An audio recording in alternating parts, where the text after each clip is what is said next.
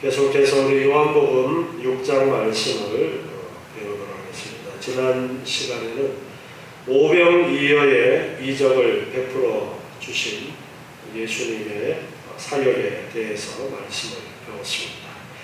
예수님께서 오병이어의 기적을 베푸셨을 때에 15절 말씀을 우리 다시 한번 보시면요.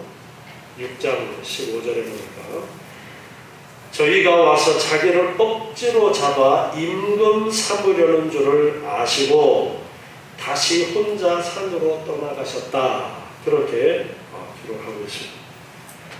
오병이어의 이적을 체험했던 사람들은 예수님이 우리의 임금이 되시면은 우리가 먹는 문제는 걱정 안 해도 되겠구나 라는 그러한 생각을 가지고 억지로 예수님을 임금을 삼으려는 그러한 생각들을 가지고 있었습니다.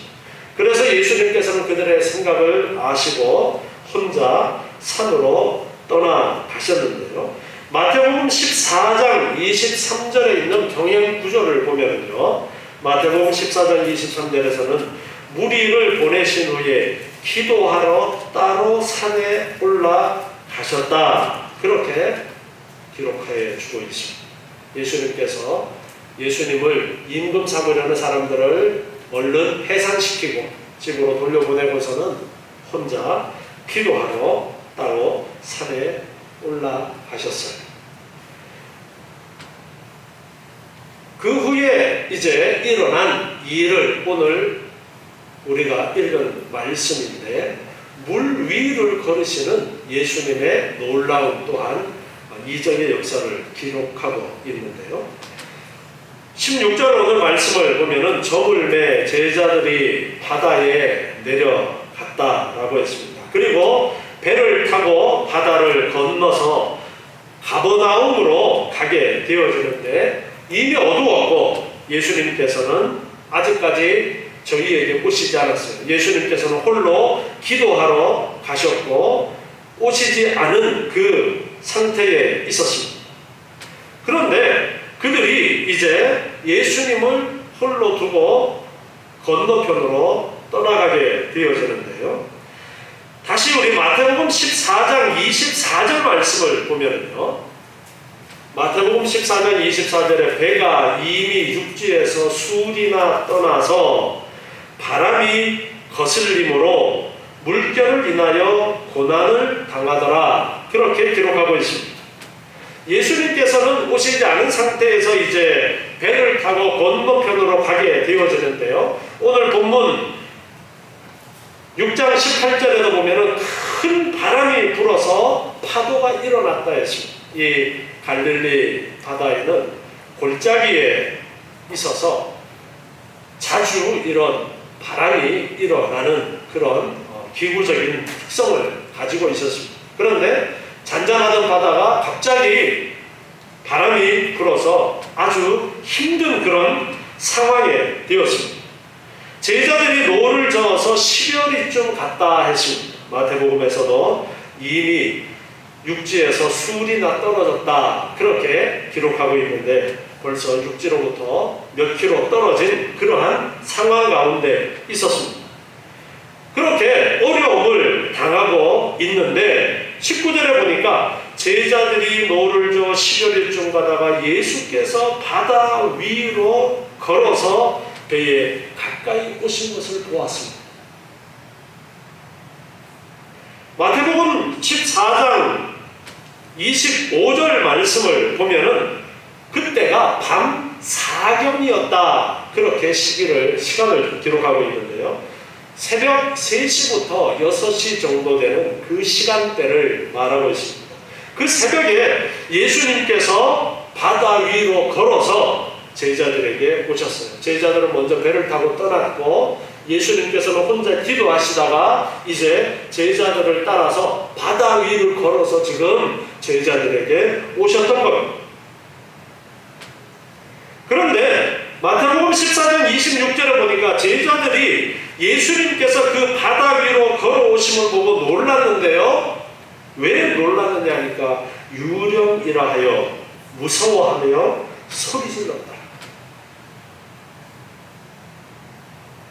캄캄한 밤에 풍랑을 만나서 어찌할 바를 몰라 하는 그 상황 속에서 누군가가 바다에 걸어오고 있어요. 그래서 제자들은 깜짝 놀라서 소리 질렀어요. 와, 유령이다. 예수님께서 말씀하십니다. 예수께서 즉시 일러 가라사대 안심하라. 내니 두려워 말라. 오늘 본문 요한복음 6장 20절에도 예수님께서 내니 두려워 말라 하셨다라는 것을 요한도 동일하게 기록하고 있습니다.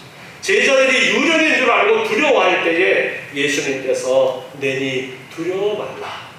마태복음에는 이때에 베드로가 물에 뛰어들어서 자기도 물 위를 걷고 싶어하는 그 장면이 나오게 되어지는데 믿음이 없어서 빠져들어가게 되어지는 그러한 상황을 좀 더 자세하게 기록을 하고 있습니다. 요한복음에서는 그 기록은 생략을 하고 예수님께서 물 위를 걸어서 제자들에게 오셨다라는 그 상황만 간략하게 오늘 기록을 해서 우리에게 가르쳐주고 있습니다.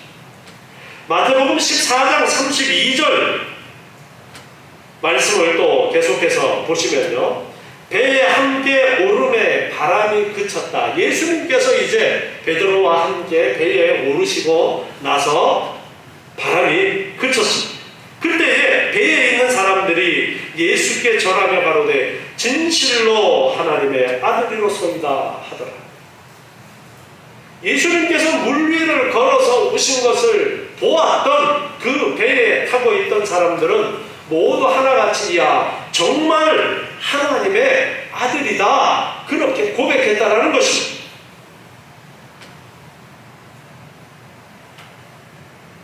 요한은 21절에서 그 이후에 이제 예수님이 배에 타시고 저희가 가려던 땅에 무사히 도착하게 되어졌다라고 간략하게 기록을 하면서 오병이어의 이적을 베푸셨던 그 장소에서 건너편 가버나움으로 가시게 된 것을 말하고 있습니다. 제자들은 배를 타고 갔고 풍랑을 만났는데 예수님께서 걸어서 뒤따라 오셔서 그 풍랑을 잠잠케 하시고 무사히 목적했던 가버나움으로 건너가시게 되었습니다. 그런데 22절 말씀을 보니까요, 이튿날 바다 건너편에 섰는 무리가 배 한 척밖에 다른 배가 거기 없는 것과 또 어제 예수께서 제자들과 함께 그 배에 오르지 아니하시고 제자들만 가는 것을 보았더니 그 이튿날에 오병이어의 이적이 있고 그리고 예수님께서 물 위를 걸어가신 그 사건이 일어난 그 다음 날입니다. 그때에 이제 사람들이 보았는데요, 이때 이 무리라는 것은 오병이어의 이적을 체험했던 그 사람들입니다. 그 사람들이 배가 하나밖에 없고 제자들은 먼저 떠나고 예수님은 떠나지 않고 있었다라는 것을 알고 있었어요.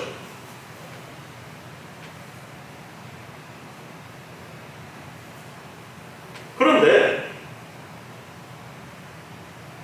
보니까 예수님이 계셔야 되는데 예수님이 없어요. 이 사람들은 예수님을 임금 삼으려고 그렇게 생각을 하고 있었단 말이에요. 그래서 제자들은 배를 타고 먼저 갔고 배가 하나밖에 없었어요. 그래서 배 타고 먼저 갔고 그리고 예수님이 기도하러 가셨기 때문에 남아있는 줄 알았는데 23절에 보니까 그러나 디베라에서 배들이 주의 축사하신 후 여럿이 떡 먹던 그곳에 가까이 왔더라. 배가 하나밖에 없었는데 이제 그 다음 날에 디베라에서 호수에 나갔던 갈릴리 바다에 나갔던 배들이 들어왔다라는 거예요. 그리고 24절에 무리가 거기 예수도 없으시고 제자들도 없음을 보고 이제야 예수님께서 계시지 않다라는 것을 그들이 발견을 한 겁니다. 아니 배가 하나밖에 없었고 제자들이 먼저 배를 타고 가는 것을, 출발하는 것을 이 사람들이 보았고, 그 후에 예수님께서는 사람들을 집으로 돌려보내고 혼자 기도하는 산으로 올라가신 그 모든 일들을 보았는데 예수님이 안 계신 거예요. 그래서 배를 타고 예수님을 찾아 나섰어요. 임금 사무려는 그러한 계획을 추진하기 위해서인지는 모르겠지만 배를 타고 가버나움, 건너편 가버나움으로 예수님을 찾아서 갔어요. 그래서 가버나움에서 예수님을 만나게 됩니다. 그래서 묻습니다. 라비요, 어느 때에 여기 오셨습니까? 아니, 언제 여기 오셨어요? 분명히 배가 하나밖에 없었는데 언제 여기 오셨습니까? 예수님께서 말씀하십니다. 내가 진실로 진실로 너희에게 이르노니 너희가 나를 찾는 것은 표적을 본 까닭이 아니요 떡을 먹고 배부른 까닭이로다.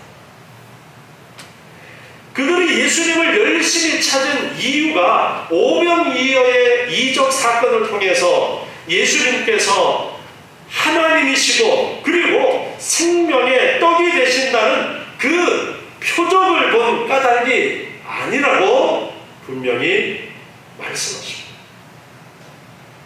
오병이어의 이적을 보고 예수님이 하나님의 아들이시고 예수님이 생명의 떡이 되신다는 그 놀라운 진리를 발견했으면 좋겠지만 그러지 못하고 그들은 예수님이 우리 왕이면 참 먹을 걱정은 안 해도 될 텐데 라는 그런 생각에 사로잡혀 있는 사람들이어서 그래서 이렇게 말씀하신 거예요. 너희가 떡을 먹고 배부른 까닭에 나를 지금 찾으러 여기까지 너희가 온 것이다. 그러면서 27절에 말씀하십니다. 썩은 양식을 위하여 일하지 말고 영생하도록 있는 양식을 위해서 일을 해라.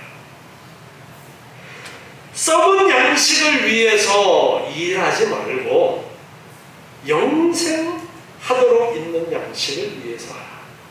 썩은 양식은 바로 이들이 오병이어의 이적을 통해서 먹었던 육신의 배부름을 주는 그 떡을 염두에 두고 말씀하신 것입니다.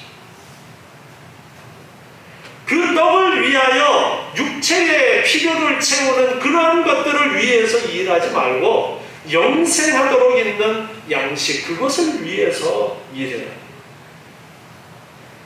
이사야 55장 2절 말씀에 보면은요, 이사야 55장 2절에 너희가 어찌하여 양식 아닌 것을 위하여 은을 달아주며 배부르게 못할 것을 위하여 수고하느냐. 나를 청종하라. 그리하면 너희가 좋은 것을 먹을 것이며 너희 마음이 기름진 것으로 즐거움을 얻으리라. 여러분, 우리가 이 세상에 지금 살아가고 있습니다. 하나님의 창조물로서 하나님이 만드신 이 세상에서 우리가 살아가고 있어요. 과연 우리는 무엇을 위하여 살아가고 있습니다? 소유를 본다면 그래서 우리에게 성경의 귀한 진리들을 총망라해서 첫 번째 질문으로서 그 질문을 던지면서 우리는 하나님의 영광을 위하여 살아야 한다라는 우리의 존재 이유에 대해서 가르쳐주고 있습니다.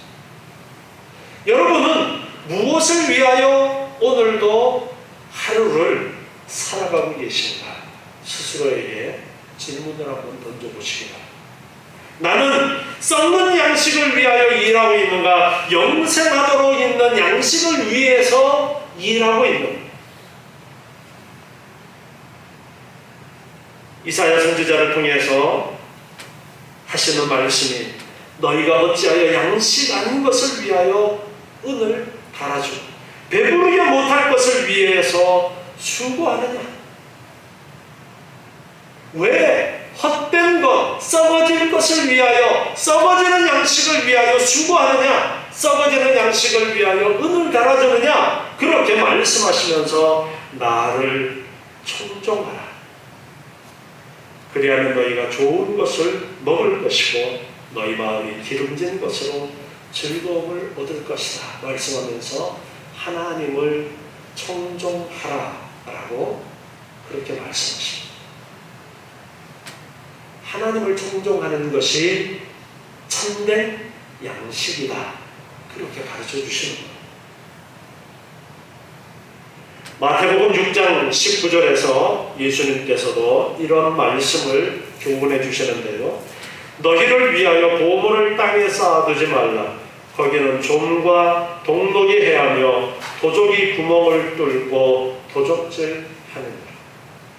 세상에 하나님을 알지 못하는 사람들은 그저 이 땅에서 잘 먹고 잘 사는 것에만 관심이 있기 때문에 이 땅의 창고에 어떻게 해서든지 많이 모아 놓으려고 하는 것이 인생 최대의 목적이지만 우리 하나님의 자녀들은 그렇게 해서는 안 된다라는 것을 말씀하십니다.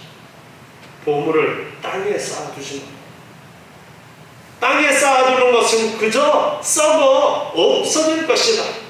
오늘 본문의 표현으로 바꾼다면 그것은 썩을 양식이다. 그러면서 보물을 하늘에 쌓아두라고 그렇게 말씀하십니다. 우리 하나님의 자녀들은 세상 사람들하고 삶의 목적이 달라야 된다는 거예요.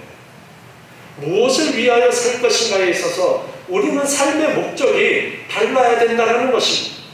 하나님을 온전히 붙들고 살아가는 삶이 진짜 영원한 양식을 얻는 그러한 삶이라는 것을 말씀하고 있는 거예요.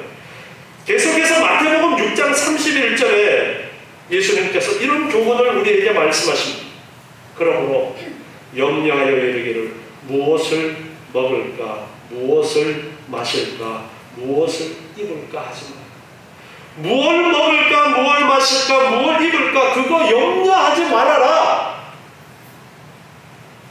이런 것들은 다 이방인들이 구하는 것이다. 하나님을 알지 못하는 사람들이 구하는 것이다. 너희 천부께서 하나님께서는 이 모든 것이 너희에게 있어야 할 줄을 아십니다. 하나님께서는 우리에게 어떤 필요가 있는지, 우리 육체에 어떤 필요가 있는지 다 알고 계신다는 것을 분명하게 말씀하십니다. 그러면서 너희는 먼저 그의 나라와 그의 의를 구하라. 먼저 구해야 될 것이 무엇인가 하면 그의 나라와 그의 의를 구하라. 그리하면 이 모든 것을 너희에게 더하시리라. 그의 나라와 그의 의를 구하면 이 모든 것을 너희에게 더하시리라. 그렇게 말씀하고 있습니다. 이 모든 것이라는 것은 먹을 것, 마실 것, 입을 것, 우리 육신의 필요를 이야기하고 있습니다. 그러니까 우리는 이 육신의 필요를 얻기 위해서 먼저 그의 나라와 그의 의를 구해야 되겠죠.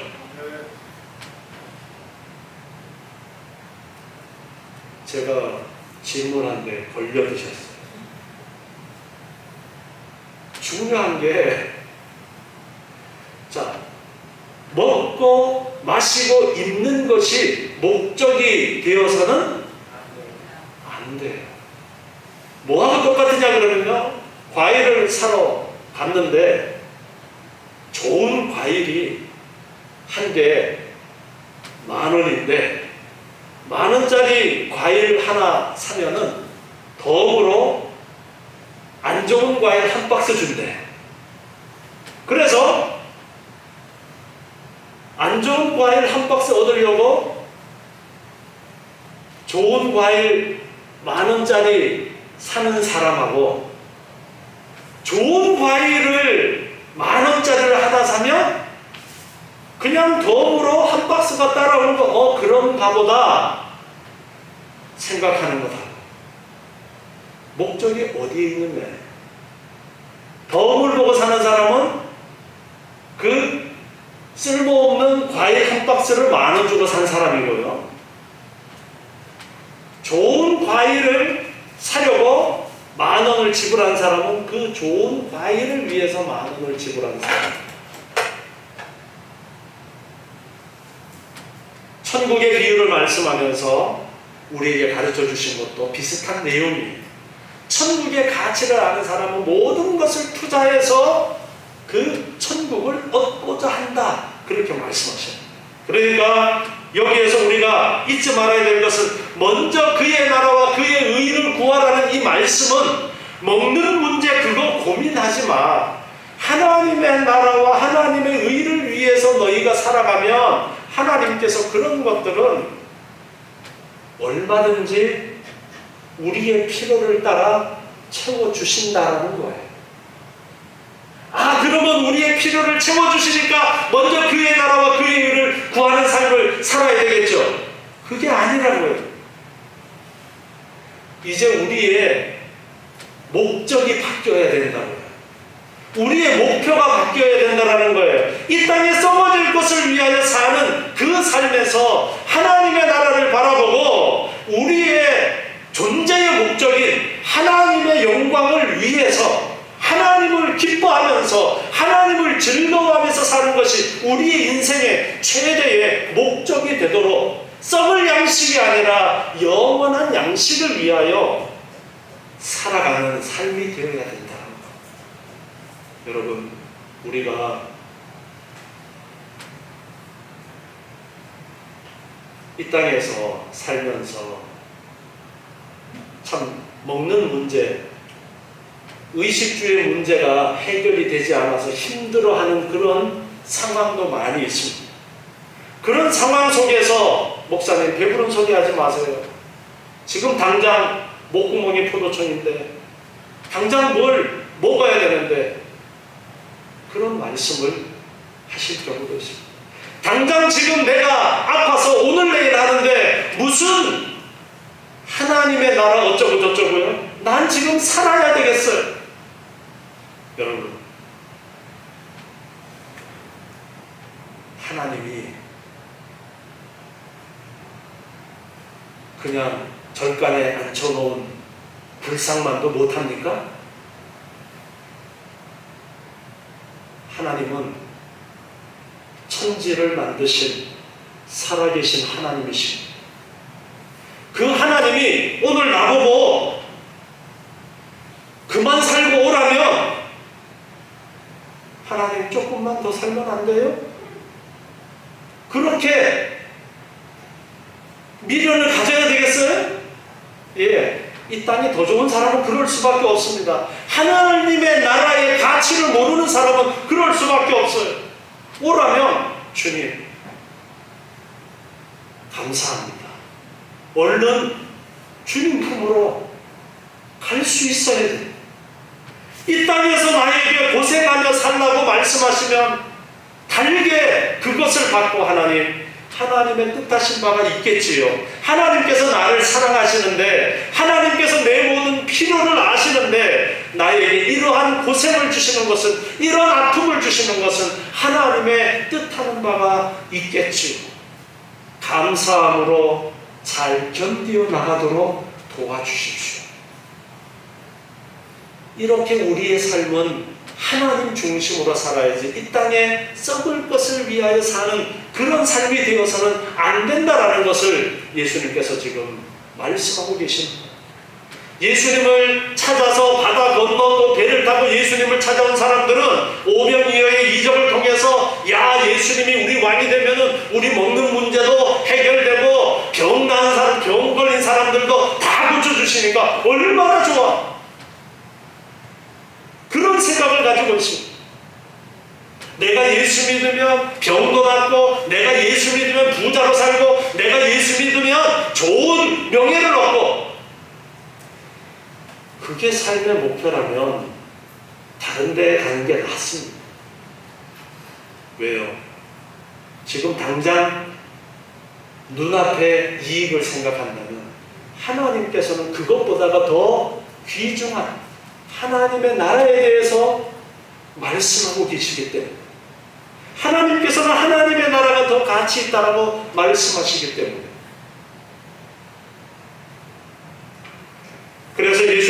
썩는 양식을 위하여 일하지 말고 영생하도록 있는 양식을 위해서 하라고 말씀하면서 이 양식은 인자가 너희에게 준다라고 그렇게 말씀하고 있습니다.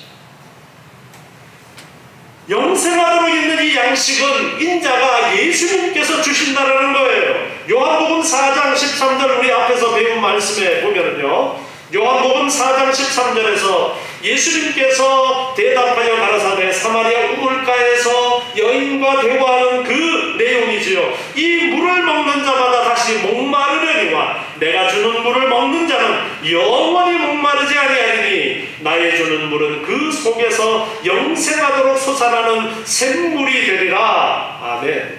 여기에서 이 영생하도록 솟아나는 샘물을 말씀하실 때 이건 역시 영생하는 영원한 하나님의 나라, 그것을 말씀하시는 것이었어요. 그래서 우리 안에 성령을 주셔서 그 영원한 양식을 얻고 살아갈 수 있도록 우리를 이끌어 주시는 것에 대해서 말씀하셨는데, 바로 예수님께서 이 영원한 양식을, 생수를 우리에게 주시는 분입니다. 요한복음 3장 14절 말씀을 또 보겠습니다. 요한복음 3장 14절에서 모세가 광야에서 뱀을 든 것 같이 인자도 들려야 하리니, 예수님께서 십자가에서 죽으실 것을 예표하는 것이라고 그랬죠. 이는 저를 믿는 자마다 영생을 얻게 하려 하심이니라. 하나님이 세상을 이처럼 사랑하사 독생자를 주셨으니 이는 저를 믿는 자마다 멸망치 않고 영생을 얻게 하려 하심이니라. 하나님이 그 아들을 세상에 보내신 것은 세상을 심판하려 하심이 아니요 저로 말미암아 세상이 구원을 받게 하려 하심이라. 저를 믿는 자는 심판을 받지 아니하는 것이요 믿지 아니하는 자는 하나님의 독생자의 이름을 믿지 아니하므로 벌써 심판을 받은 것입니다. 36절로 또 내려가서 보겠습니다. 요한복음 3장 36절에 아들을 믿는 자는 영생이 있고 아들을 순종치 아니하는 자는 영생을 보지 못하고 도리어 하나님의 진노가 그 위에 머물러 있다. 그렇게 말씀하셨습니다.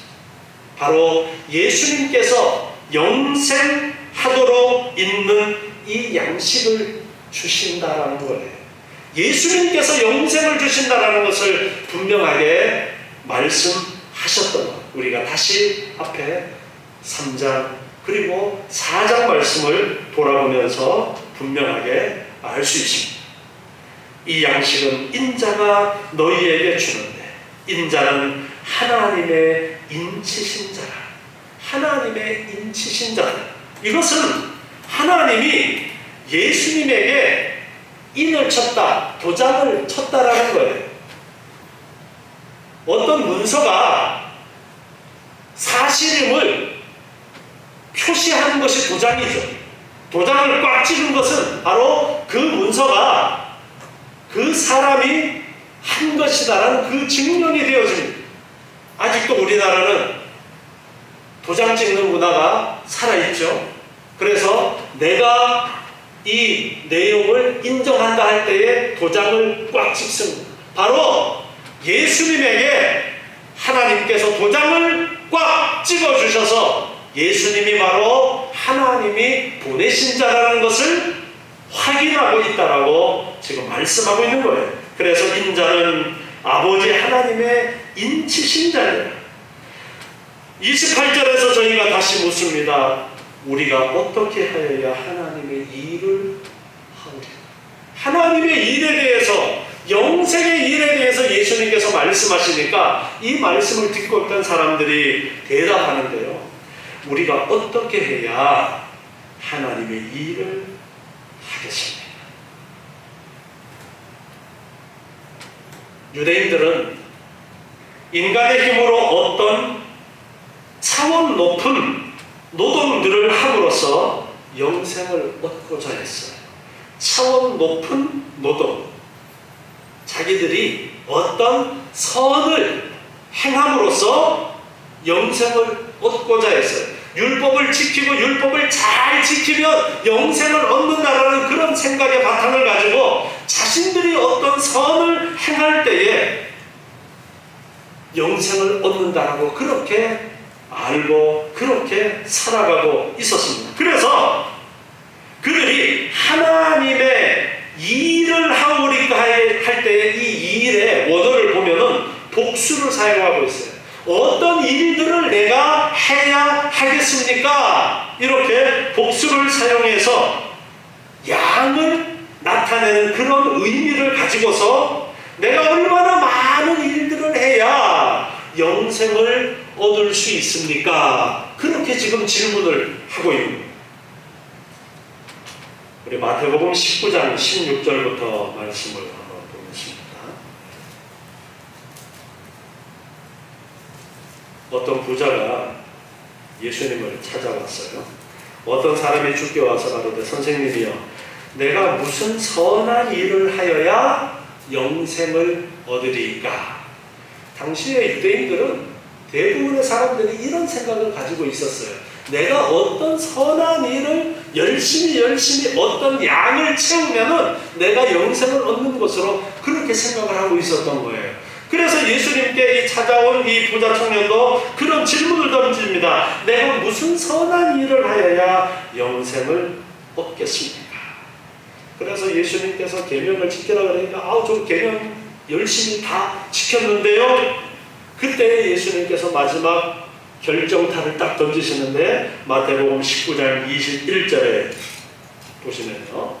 마태복음 19장 21절에 예수께서 가라사대 내가 온전하고자 할진대 가서 내 소유를 팔아 가난한 자들을 주라. 그리하면 하늘에서 보화가 내게 있으리라. 그리고 와서 나를 좇으라 하시니 그 청년이 재물이 많음으로 이 말씀을 듣고 근심하며 가니라. 이 청년이 부자 청년이었는데 예수님께서 이 청년이 도저히 할 수 없는 이야기를 합니다. 내 소유를 팔아서 가난한 자들을 주라. 예수님께서는 그 부자 청년의 약점을 잘 알고 계셨어요. 부자 청년이 도저히 할 수 없는 선한 일이 어떤 것인지 알고 계셨어요. 그래서 그 부분을 툭 말씀을 하시는 거예요. 너 가지고 있는 거 팔아서 가난한 자들을 주어라. 자, 예수님께서 이 말씀을 하신 것은 자기의 가진 것을 팔아서 가난한 자들을 위해서 나누어 주면은 영생을 얻기 때문에 그렇게 말씀하신 것일까요? 그게 아니에요. 그 누구도 자신의 선으로 영생을 얻을 수 있는 사람은 있다 없다? 없다라는 것을 깨우쳐 주기 위해서 그 사람의 가장 연약한 부분을 터치하시면서 깨닫게 하십니다. 야, 너가 정말 너의 선으로 영생을 얻는 줄 알고 선을 쌓으려고 한다면 그럼 너 재산 팔아서 가난한 자들을 한번 주라.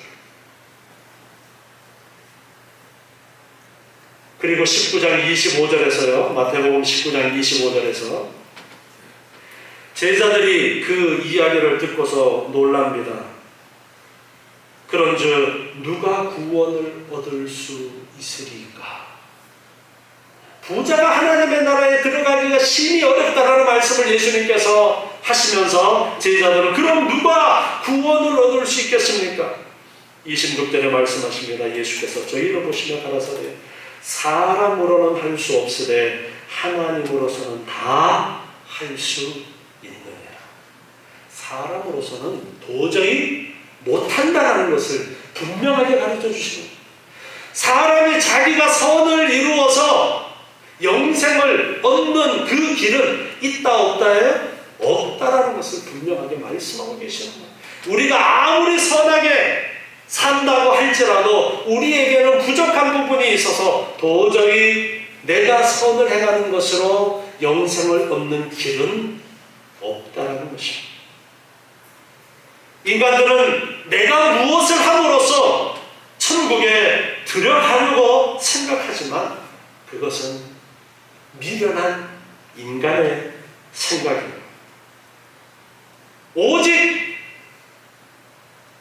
유일한 길은 29절에서 말씀하시는데요. 예수께서 대답하여 가라사대 하나님의 보내신 자를 믿는 것이 하나님의 일이니라.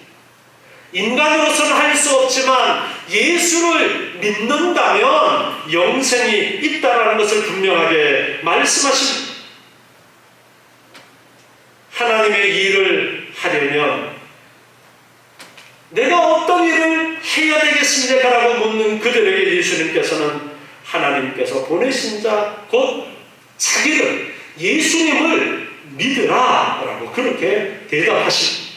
예수님께서는 자신을 하나님의 보내신 자라고 그렇게 말씀하면서 믿음을 요구하십니다. 하나님께서 인치신 자다. 그 예수를 믿으라. 그리하면 거기에 영생이 있다라는 것을 말씀하십니다. 요한복음 5장 39절에서 우리가 배운 말씀인데요. 다시 한번 보시면요. 너희가 성경에서 영생을 얻는 줄 생각하고 성경을 상고하거니와 이 성경이 곧 내게 대하여 증거하는 것이로다. 성경에서 열심히 영생을 얻으려고 그들이 노력하고 있는데 그 성경이 바로 예수님에 대해서 말씀하시는 것이다. 히브리서 11장 6절에는 믿음이 없이는 기쁘시게 못한다라고 그렇게 말씀하시고 있습니다. 믿음이 있어야 된다. 그리고 요한복음 14장 6절에서 예수님께서 분명하게 말씀하십니다. 우리 같이 한번 읽어보겠습니다. 예수께서 가라사대 내가 곧 길이요 진리요 생명이니 나로 말미암지 않고는 아버지께로 올 자가 없느니라. 나로 말미암지 않고는 예수님을 통하지 않고는 아버지께로 올 자가 하나도 없다라고 분명하게 말씀하십니다. 내가 아무리 착하게 산다 그래도 선을 행한다 할지라도 그것으로는 하나님께 나아갈 수가 없어요. 오직 예수님을 통해서만, 예수님을 믿음으로서만 그 영생의 자리에 나아갈 수가 있는 것입니다. 그 어떤 것도 인간은 완전하게 하나님의 율법을 다 준행하지 못합니다. 하나님께서 말씀하시는 그 말씀을 온전히 다 행하지 못하기 때문에 죄인으로서 영원히 멸망받을 수밖에 없는 존재들이에요. 그러나 예수님께서 오셔서 우리에게 생명의 길을 열어주셨어요. 영생의 길을 열어주셨어요. 그래서 우리가 예수 믿는 거예요. 내가 예수 믿는다라고 하는 것은 바로 그런 거예요. 내가 예수 믿는다라는 것은 바로 예수님께서 나의 모든 죄값을 대신 치루어 주시고 십자가에서 죽으시고 부활하시고 승천하셔서 지금 하나님의 보좌 우편에 앉아서 계시는데 그 예수님께서 나의 죄값을 다 치르셨기 때문에 나는 예수를 믿기만 하면 영생이 나에게 있다라는 것을 믿는 거예요. 여러분 이제 뭘 위해서 살아야 되겠어요? 이 땅에 썩어질 것을 위하여 사시겠습니까? 계속해서 이 땅에 썩어질 것을 위해서 전전긍긍하며 사시겠어요? 여러분 우리에게는 하나님의 나라가 보증이 되어 있습니다. 이 땅에서의 삶은 이제 얼마나 남았는지 아무도 모르지만 그저 하나님의 영광을 위하여 내가 어떻게 살아갈까 그런 고민을 하면서 살아야 됩니다. 너희는 먼저 그의 나라와 그의 의를 구하라는 이 말씀처럼 내가 하나님의 나라 백성으로서 내가 어떻게 이 나머지 삶을 이 땅에서 하나님의 복음을 위하여 교회를 위해서 하나님의 나라를 위해서 살아갈 것인가 그 고민을 하는 거예요. 뭘 먹을까 그런 고민은 안 해도 하나님이 필요에 따라 채워주시고 하나님이 안 주셔서 굶어 죽으면 그만 살고 오라는 거예요. 그 소리가 싫으세요? 이게 축복의 소리입니다, 여러분. 그만 살고 오라면 얼마나 좋아요? 아닌가요? 두고 살아야 돼요. 이 땅에 미련 두고 살지 마세요. 그래서 너희 보물을 하늘에 쌓아두라 그렇게 말씀하시고, 이 땅에 쌓아두는 사람은 이 땅에 미련이 있기 마련이에요.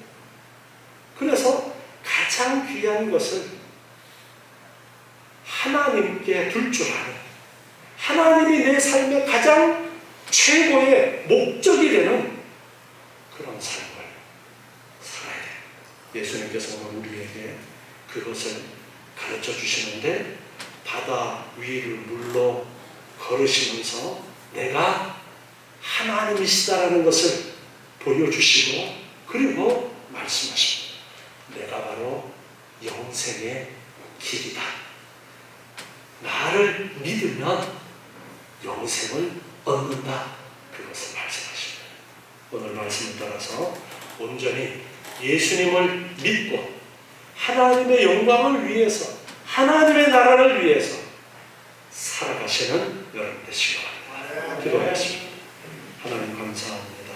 오늘 주시는 귀한 말씀을 기억하고 이 땅에 썩어질 것을 위하여 살아가는 삶이 아니라 하나님의 나라를 위하여, 하나님의 영광을 위하여 살아가는 저희들 되게 도와주시옵소서. 아버지 하나님, 이 땅에 썩어질 것이 내 인생의 목적이 아니라 하나님의 나라와 하나님의 영광을 나타내기 위하여 힘쓰는 저희의 삶이 되게 하여 주시옵소서. 하나님의 나라를 사모하며 날마다 하나님의 손길에 감사하며 기뻐하는 우리의 복된 삶이 되게 도와주시옵소서. 예수님의 이름으로 기도드리옵나이다.